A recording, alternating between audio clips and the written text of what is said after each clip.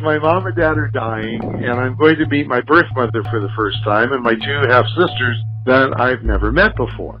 So I pulled up, and Mary came out, and we hugged, but she was very, I don't want to say distant, but she certainly wasn't real warm.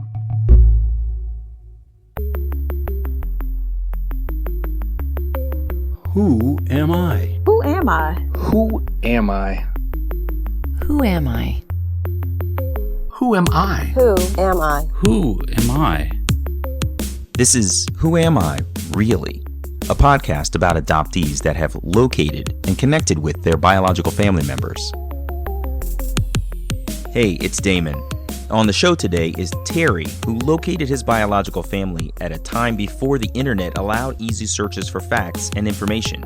He was born in the 1940s, a time of war for our country, but it's also when his story begins. In his journey, you'll hear about his path to learning who he is in so many ways, and the very emotional day that he met his biological mother for the first time. I've been really excited to talk to you since Carmen made the introduction, so thanks for making time. Tell me a little bit about your childhood and your community, a little bit about your family, and just generally how you grew up as an adoptee. Well, my parents had tried to have a child for like 9 years, and they were unsuccessful. They had a good friend. My mom's best friend had a boarder in her house whose husband had gone to war, and she was having an affair, and I was the result of that affair.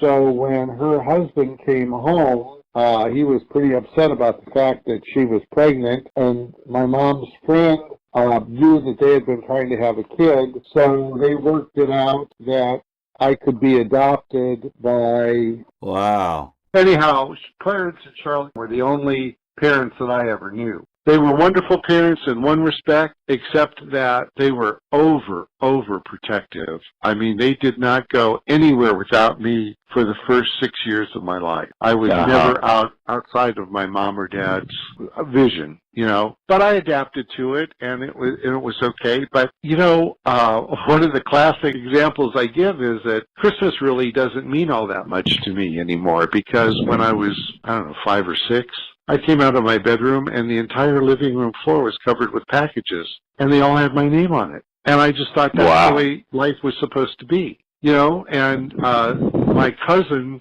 always remark about the fact of how spoiled I was and how, you know, my mom just doted on me and all of that stuff. And I didn't know anything different. I didn't know the world was any different than that. I didn't know that there was evil in the world. I didn't know there was, you know, I mean, I was so incredibly protected because I was the sun and the moon and the stars for them. Now, they told me from when I was a young child that I was adopted. I mean, there was a period of time until I was 18 that we really didn't discuss that at all. My mom, when I was going through puberty, my mom was going through menopause. Oh, that was just a horrible time. It was just a horrible time. But we were always fairly close, except she couldn't accept, really, she wanted me to be a doctor. She wanted me to be an MD. And nothing else would work. And I went away to college, and so I flunked out of Denison University after a semester and a half, and she was just devastated. And then I went to Kent State, and I was there for the massacres, unfortunately, on May 4th. And, it was probably one of the things that changed my life more than anything. And I was a hippie, and she hated that. She thought that was awful. And I was living with a woman at the time. She was real unhappy about all of that stuff. So I wasn't turning out the way she wanted me to. And I also came out we barely ever, I think I told them that I was gay, and we never discussed it after that. Never mentioned. And I moved to San Diego, and that nearly killed her. She thought I was moving away from her, but I was just moving away from the weather in Akron, Ohio. You know, she had Virginia. I had talked to Virginia after I'd moved here, and she said, "Oh yeah, your mom cried for a solid year. She just couldn't believe that you had left her." And you know, I was in my 20s for heaven's sake, you got to be your own person. You know, she liked her, the way she thought was the way things should be, and that was what was right, and that was what was going to happen. And anything that went afoul of that was not, she just couldn't quite handle that one. So there were definitely difficult times in my post-puberty, puberty and post-puberty times when I was becoming my own person. Then when I went to get a job, and they needed a birth certificate, so I called my mom and said, I need a birth certificate, and boy, there was just dead silence on the other end of the phone. And my mom was not happy about me wanting to delve into it because she thought that I wouldn't love her anymore if I found my birth mother and father. She felt a little bit threatened if you found your biological family, that she would be relegated to a lower status in your mind. Right. So anyway, I got the paper that she had, which is basically says you were born. My dad said, well, I'll give you the adoption papers if you want them. I said, no, all I need is just this paper should suffice. You know, he was pretty cavalier about the whole thing. It was my mom that was pretty upset. And how did you comfort her over that? That's a valid concern of hers. Do you recall how you comforted her into being at peace with you having this internal desire to look? Well, I didn't do much. I didn't do much because I thought it was kind of silly.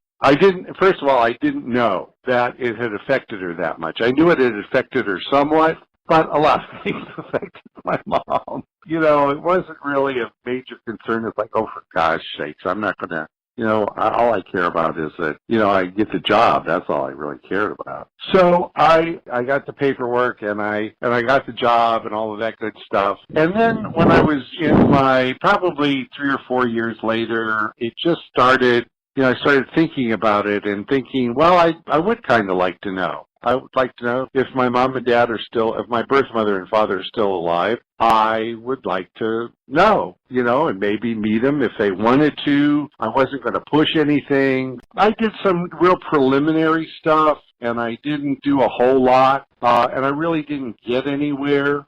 So I kind of dropped it. It really, you know, wasn't a big deal to me. So I kind of gave up the search.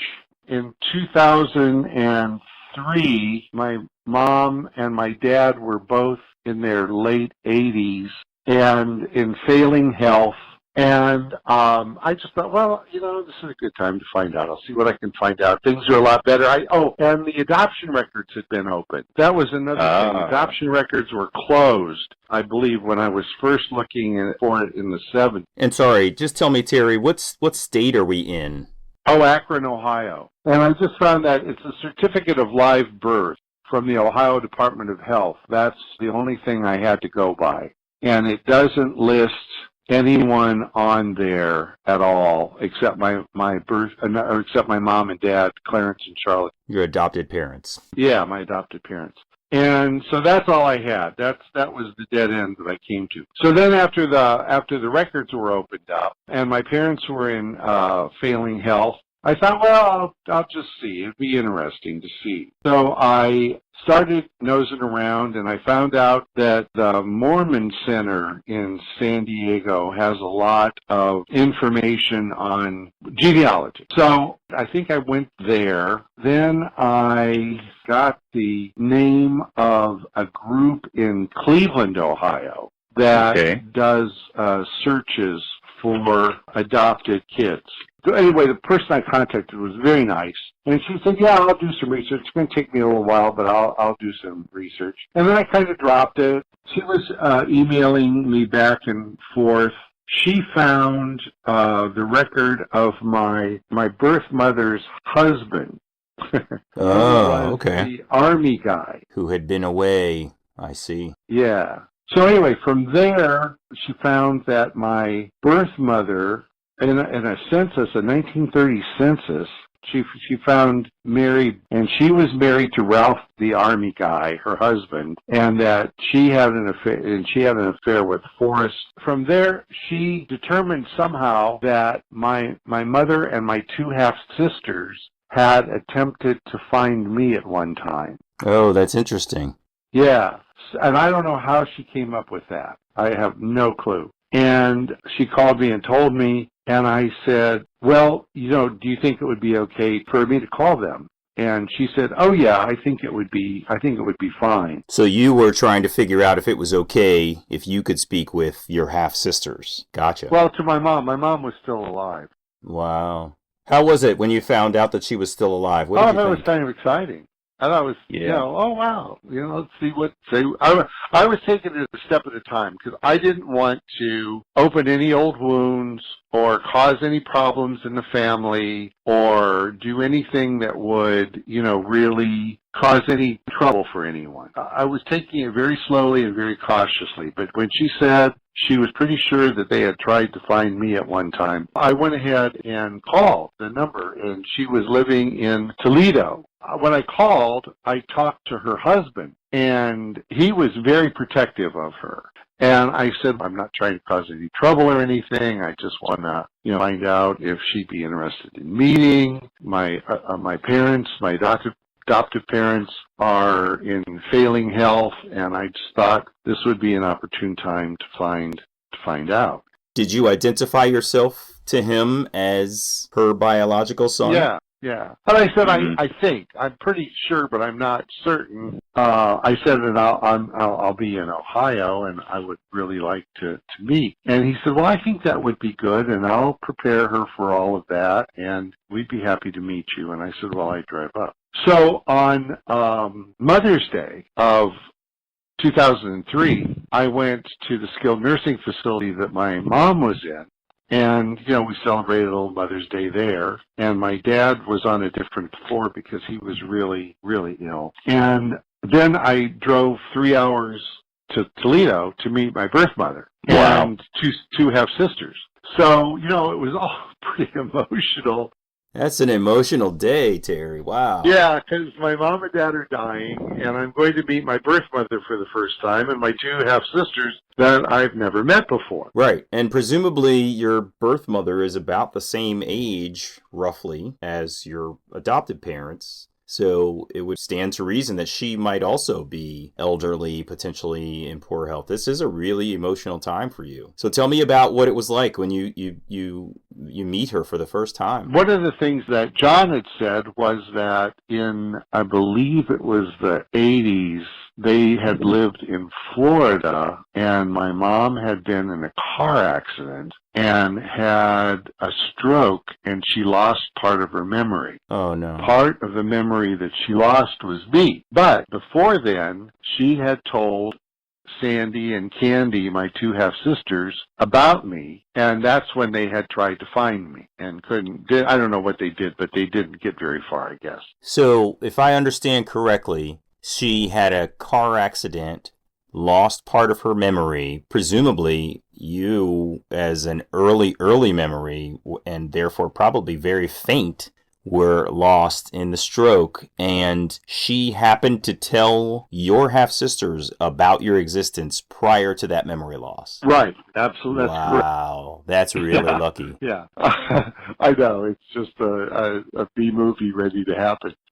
So I pulled up, and John met me at the door and sat me down in the living room, and then Mary came out, and we hugged, but she was very, I don't want to say distant, but she certainly wasn't real warm. It wasn't unwarm or unfriendly, but it was very neutral. Right. And which was kind of, off-putting to me a little bit if I hadn't seen someone in 40 years, 45 years, something like that. I would have been a little happier about it. But, she didn't, I think she knew who I was, and John had talked about Candy and Sandy, and I think they had worked on talking to her about who I was and all of that.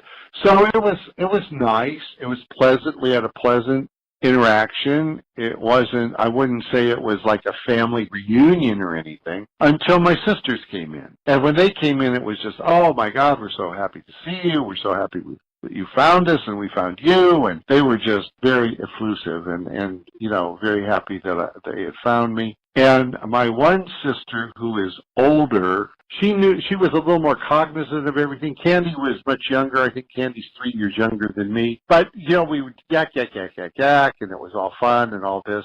But Mom was just a little, she was a nice older woman who was just very pleasant, but I see. certainly not, oh my gosh, this is so wonderful, I'm so glad to find you, and how have you been for umpteen years, and what are you doing, and all that stuff. So may I ask, Terry, did you get the impression that a portion of the, for lack of better words, chilliness that you felt was associated with the lack of memories that she had of your very existence? It would seem like in her defense, the stroke had basically removed both the memories and anything that would be emotionally attached to those memories. Therefore, your reappearance, it just seems like would not necessarily evoke a whole lot of emotion. Yeah. Oh, yeah. I can Yeah. I understand mean, I that. totally understood it. It wasn't like it was a slam to me or anything. It was just totally understandable that, things had happened. And yeah, I think you described it absolutely correctly. One thing I do remember is when I was trying to figure out whether or not I should call, and I can't remember who told me this. It might have been my mom's best friend. She said that my birth mom would go over close to where I lived with my parents and watch me as I was growing up. She wanted to make sure I was okay. Wow. So that was very touching to me.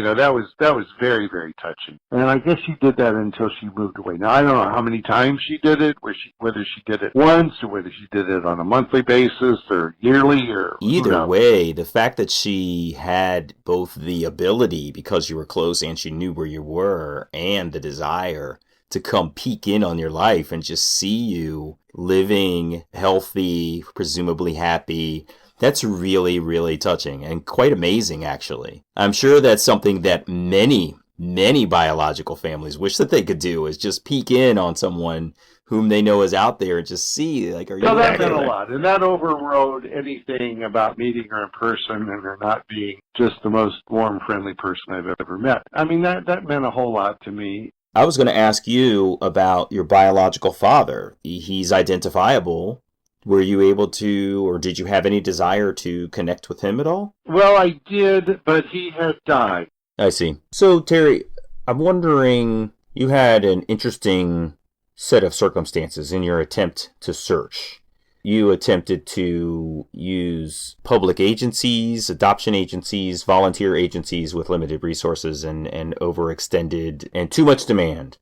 I'm curious to know a little bit about what you wish could have gone differently in your search. Do you wish you had done it earlier? Could the internet have been more helpful to you? What do you think about when you think about this? I wish something had happened. It just unfolded the way it was supposed to unfold. I really didn't think that much about it. I don't know whether it would have been good for me to have found out earlier. It certainly would have, if my mom had even smelled the fact that I was looking around, she would have been really upset. Because Virginia told me that after that telephone call when I was 19, she had called Virginia and she was crying and was really worried that I would want to find my birth parents and that I wouldn't love her anymore and all of this stuff. So, she was real. It was a very sore subject for her. I think it was a sore subject because she couldn't have any kids of her own, and it was a sore subject because, just because she was afraid.